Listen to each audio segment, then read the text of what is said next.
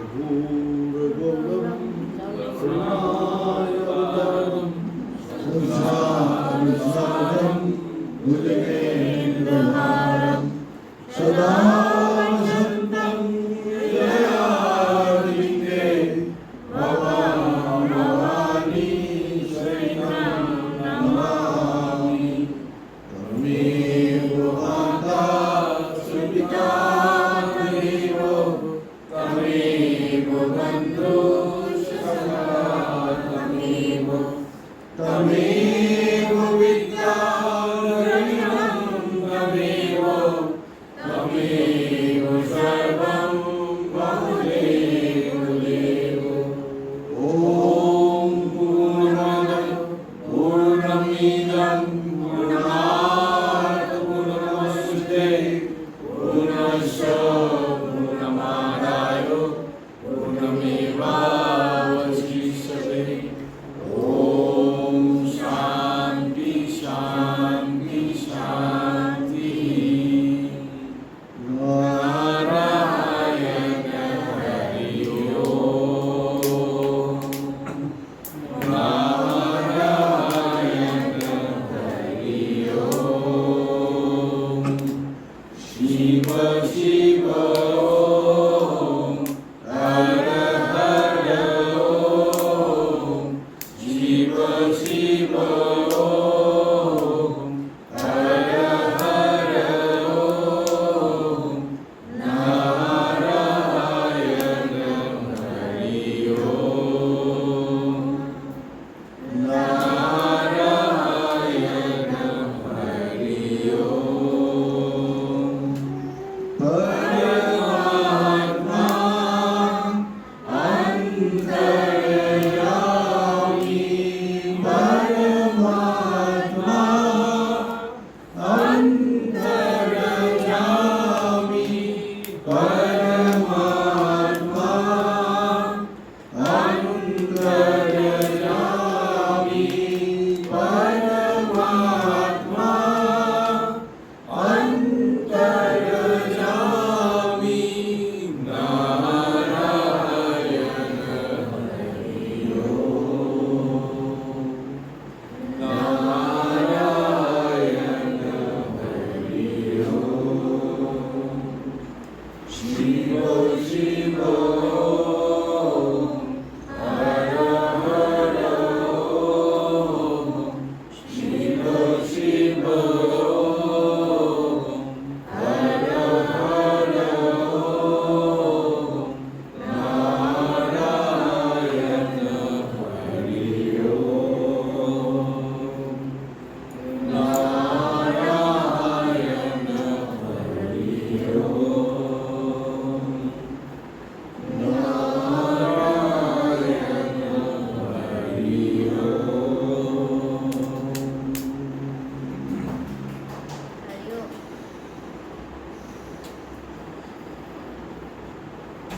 सत्संग मधुपानस्य पूज्यते हरसि करे।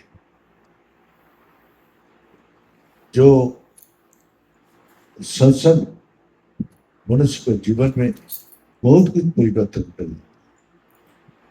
तो इसी प्रकार हम लोग देखते हैं जो सत्संग मनुष्य का अंदर असली चेतना जागृत होती है। तो ये चेतना सबका अंदर ही है, लेकिन हमारा देव का अंदर तीन शक्ति है, एक मनुष्य, एक असुरिक शक्ति और एक दैविक शक्ति। ये तीनों शक्ति हमारा हमेशा हमारा साथ हमेशा ये करते रहते हैं। जो हमको समझ में नहीं आते हैं, जो हमको क्या कौन सी शक्ति किस समय मेरा अंदर काम कर रही। असुरिक शक्ति हमेशा नेगेटिव सोचता है और वो धर्म में विश्वास नहीं करते, न धर्म को पालन करते। उसको जो माना किया जाएगा वही उल्टा करेगा। भाई इधर से जाने से रास्ता सही नहीं है, उसी रास्ते में जाए। उसको कितना भी बोला जाए कि देखो तुम्हारा इस रास्ते में चलने से तुम्हारा जीवन का उन्नति है, लेकिन नहीं, वो नहीं सुनता है।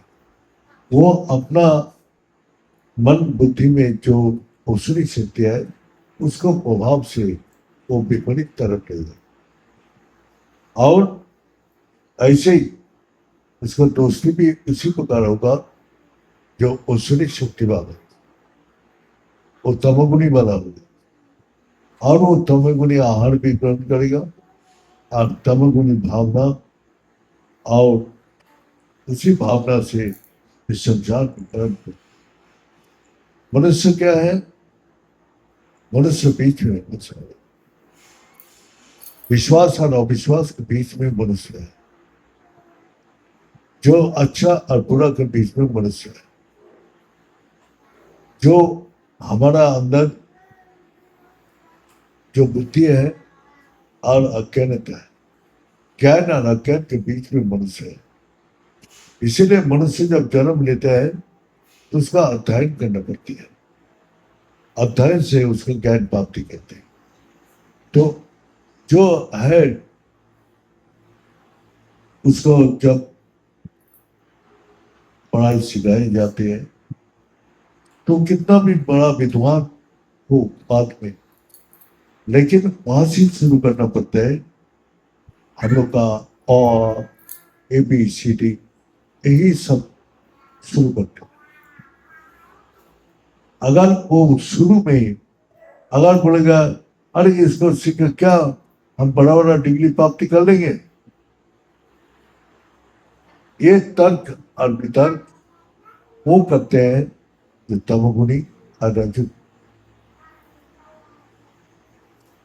जो शिक्षक उसको देते हैं वो बोलते हैं भाई तुम इसी को रटते रहो, रटते रटते ये अक्षर ज्ञान जब हो जाएगा, इसको साथ जोड़ जोड़ के तुम सारी किताब को पढ़ लेंगे। जो डिग्री बड़ा बड़ा डिग्री है सब में यही अक्षर लिखा हुआ है। अगर तुमको ये अक्षर पता नहीं चलेगा वो भी नहीं कर पाओगे। ए से जेड तक और से चंद्रबिंदु तक। तो ये ज्ञान का लिए क्या है हम लोग को बताया, ओंकार सुपवेद और से चंद्रबिंदु तक ओंकार में है। तो सारे अक्षर के समन्वय एक ओंकार, ओंकार ही सारी वेद है, सर्व वेद। और पराशर ऋषि जब वैश्य के जन्म दिया तो उसने एक ही अक्षर दिया, जाओ बेटा यही तुमको त्रिकालदर्शी बना दे। लेकिन पिताजी का बात सुन के वैश्य अपना अभ्यास किया, और अभ्यास करने के बाद फिर वही वो अपना आप ही उसको ज्ञान आने लगा।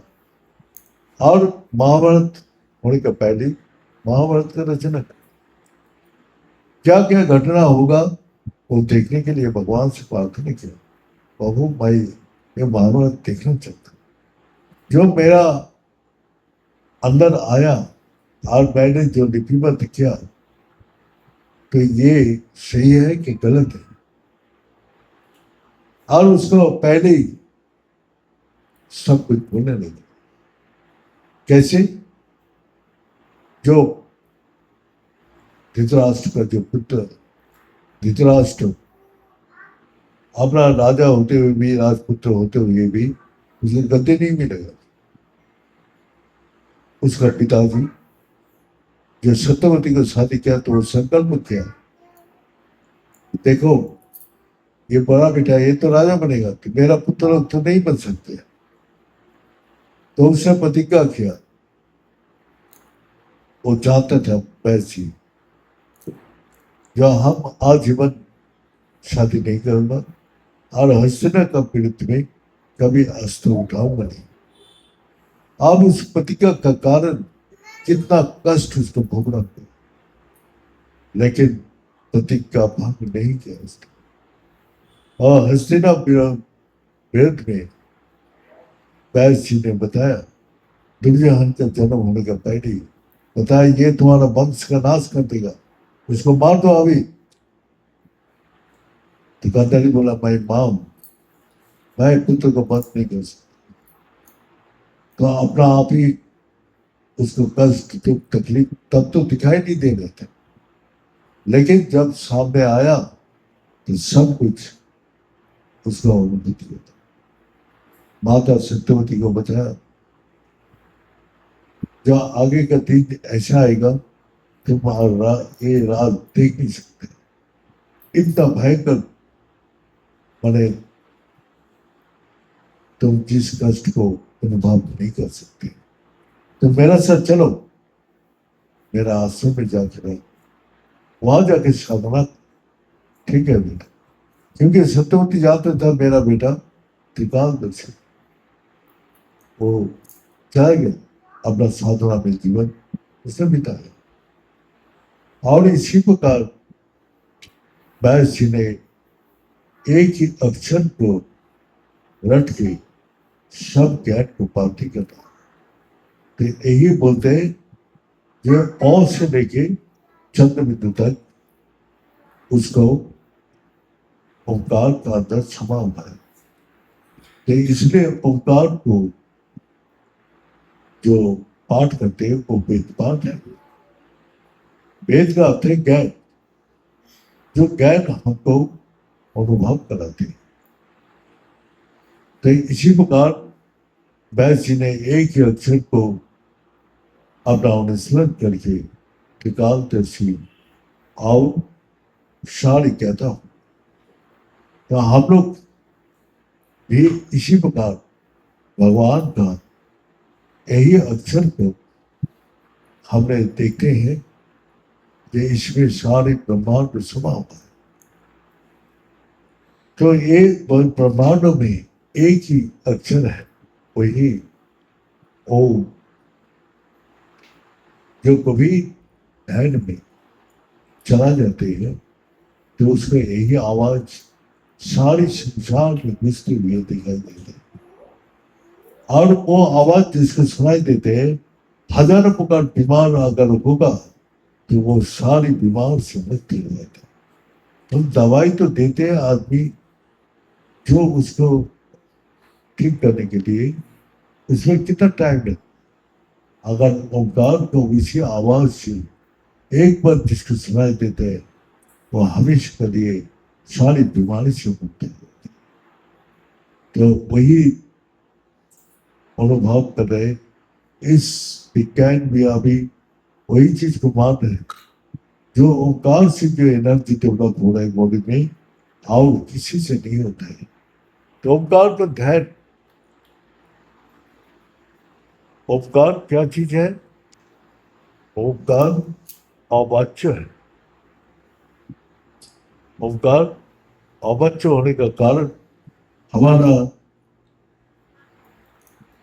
कैसे ओंकार को अनुसरण किया जाए, वो तो मन से, बुद्धि से व इंद्रिय से नहीं होगा। इसलिए ओंकार को चाहिए कैसी अवच्य परमोद संग्रसन वेद से वेद। इस अवच्य परम को कैसे किया जाता है, वही शास्त्र में वर्णन है। परिषद में क्या बोल रहे, वही शब्द को बोल रहे, जो तैल धार विवाद चिन्ह दीर्घ घंटा न्यानुमत अवाच्य परमो संग्रसन वेद से वेद। वही अवाच्य परम है, जो वही शब्द को हमेशा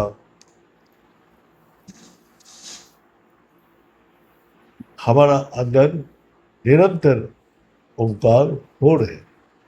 अवाच्य मने जब मुख से वो बोला जाए नहीं जाते, वो मन से नहीं होता है, वो बुद्धि से नहीं होता है। ओंकार सिर्फ आपको मन बुद्धि से परे वो शब्द का निरंतर हमारा अंदर बोले।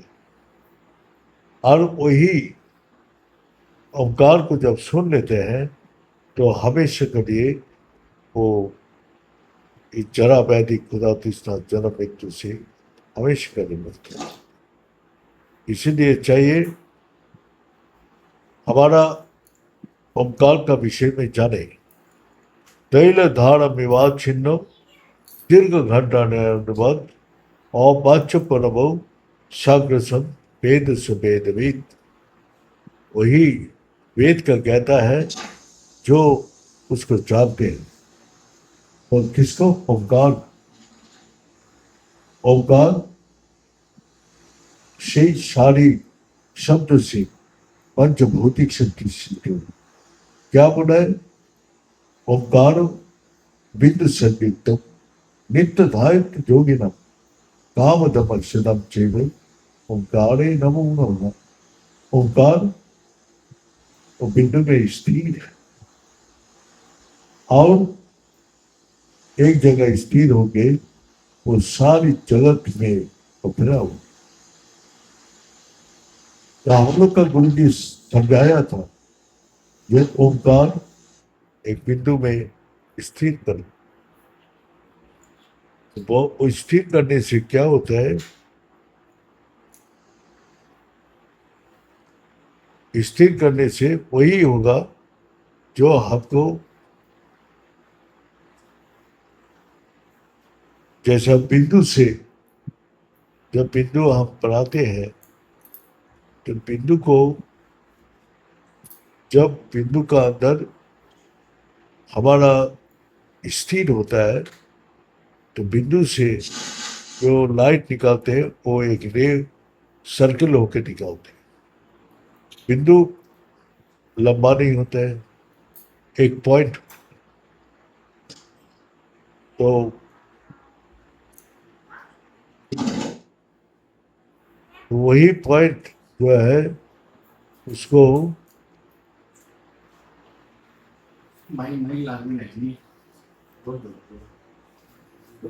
वही बिंदु जो है सप्तांग चतुष्पादम त्रिस्थानम पंचदैवतम। वो सिर्फ एक हार्ट बीट का भी सिर्फ आवाज करे, वो आवाज फ्रिक्वेंसी निकाल के अनंत ब्रह्मांड में जा रहे हैं और उसका एक एक सर्कल बन रहे हैं। सप्तांग चतुष्पादम त्रिस्थानम पंचदैवतम। पंचदेव ने आकाश, अग्नि, वायु, जल, पृथ्वी सब में समा गया। तो एक बिंदु को हम सोचते हैं बिंदु में कितना शक्ति है। इस संसार में जब तक स्थिर नहीं होगा बिंदु में तब तक कोई काम नहीं बनता है। तो वही हम लोग का शास्त्र में जो व्याख्यान कर रहे यही है। ये तैल धारा विवाद छिन्न, तेल का धारा जैसा टूटती नहीं, ऐसे ही घंटा का आवाज टूटती नहीं, वो घंटा का आवाज निकाल जाती है सबको भेद करके। सप्तांग चतुष्पादम त्रिस्थानम पंचदैवतम। ये आवाज, ये धारा हमारा जागृत अवस्था में भी है, सपनावस्था में है, सुषुप्ति अवस्था में है, तुर्यात अवस्था में, अतीत, वर्तमान, भविष्य, तीनों काल में है। और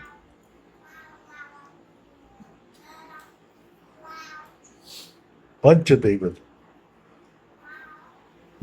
ये पांच तत्व से सारी सृष्टि रचना। जहां भी सृष्टि को दिखाई देते हैं सब में पांचों तत्व है। आकाश, आकाश का गुण क्या है? शब्द। शब्द हम लोग का कहाँ का चीज है? कान का। कान से हमको सुनाई देते हैं। शब्द, सारी शब्द का कोश हमारा नाम है, ये नाम है। तो इसी में जाके हमारा मेमोरी में सब रह जाते हैं। इसी प्रकार हमारा जितना भी शब्द यहाँ से उत्पत्ति होता है सब महाकाश में जाके स्थिर। सप्तांग क्या है? सातांग भू भू स मो जनो तपो सत्तो। भू का अर्थ पृथ्वी लोग, भू है ये तारा नक्षत्र लोग ये दिखाई देते हैं। इसके बाद और कुछ भी नहीं दिखाई देता। ये धरती और आकाश ये दोनों ही दिखाई देते। इसके बाद 100 माने सत्यलोक है, 100 स्वर्गलोक, 100 जो है भेद करने का बाद एक एक भेद करने का क्षमता इस ओंकार में है।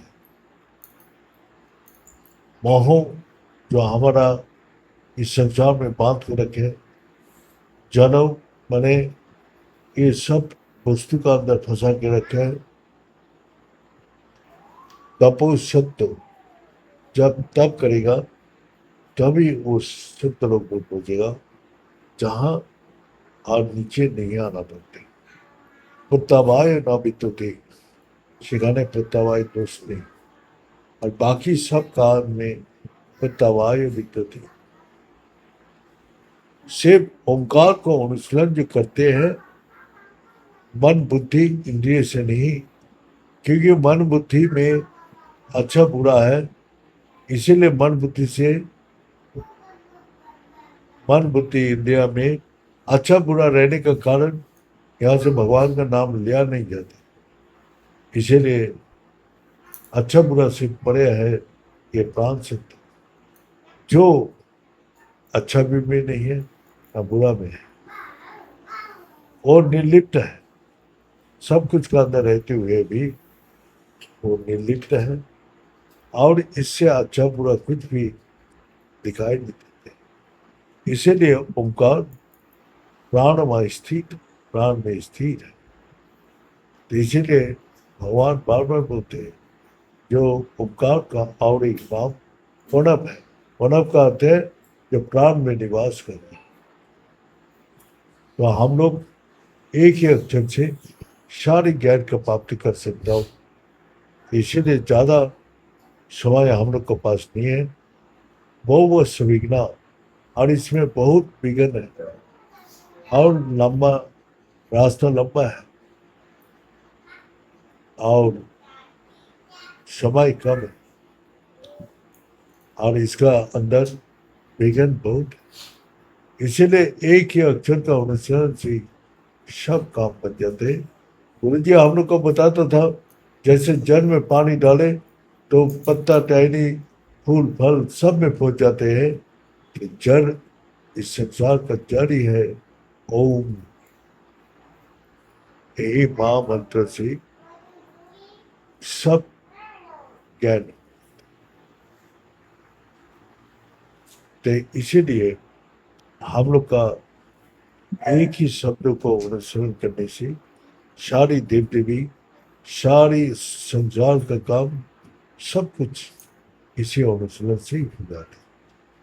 इसीलिए ओंकार बिंदु संयुक्तम नित्य धायत योगिनम कामदम सिद्धम जो नमो नमः। ये बोल के आज यह समाप्त करता हूँ। ओम पूर्णमद पूर्णमीदं पूर्णात्